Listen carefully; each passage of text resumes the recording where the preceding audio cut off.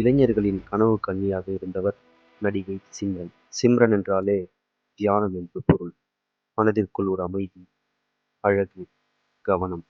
அந்த பேருக்கு ஒரு பவர் மட்டும் இல்ல, ஸ்பெஷல் வைபும் இருக்கிறது.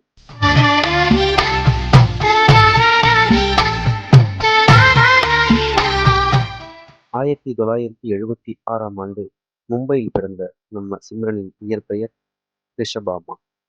திரையுலகிற்கு 1995ஆம் ஆண்டு சனம் ஹர்ஜாய் என்ற ஹிந்தி படத்தில் அறிமுகமானாலும் அது வெற்றி பெறவில்லை.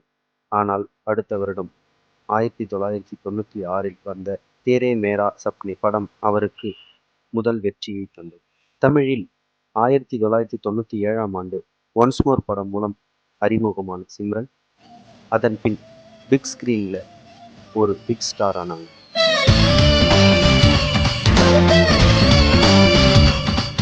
அப்போது முதல் எல்லா முன்னணி நடிகர்களுடனும் நடித்திருக்கிறார் சிம்ரன். 2003இல் தனது சிறு வயது நண்பர் தீபக் பாகாவை திருமணம் செய்தார். தற்போது 2 குழந்தைகளுடன் மும்பையில் செட்டில் ஆகியிருக்கிறார் சிம்ரன். திருமணத்திற்கு பிறகு தொடர்ந்து நடிக்காமல் இருந்தாலும் சில முக்கிய கதாபாத்திரங்களில் நடித்துக் கொண்டு வருகிறார்.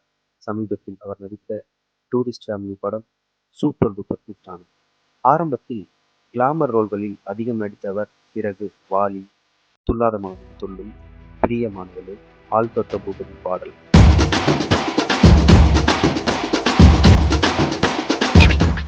ஆகிய வெற்றிக்கு பிறகு 20 வருடங்கள் கழித்து டூரிஸ்ட் ஃபேமிலி படம் மீண்டும் ஒரு சிம்ரனை உருவாக்கிவிட்டது என எமோஷனலாக பேசினார். காஃபியா டீயா? காஃபி. அண்ணா உங்களுக்கு? அண்ணாக்கும் coffee.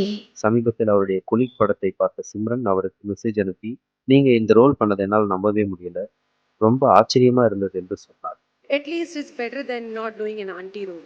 Such an insensitive message. Actually, I did not expect. Aunty ரோலுக்கு இந்த டப்பா ரோல் எவ்வளவோ பரவாயில்லை என்று சொல்லி அசிங்கப்படுத்தி விட்டாராம்.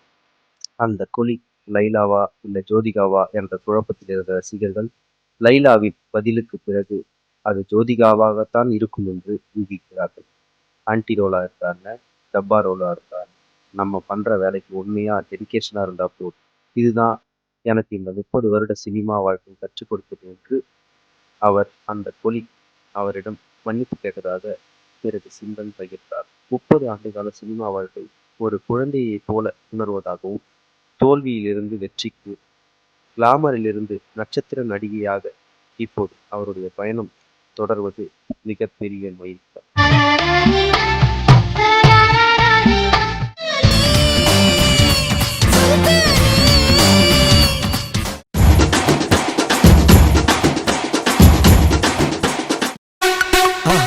மறக்காம சர்ப்ரைஸ் பண்ணுங்க.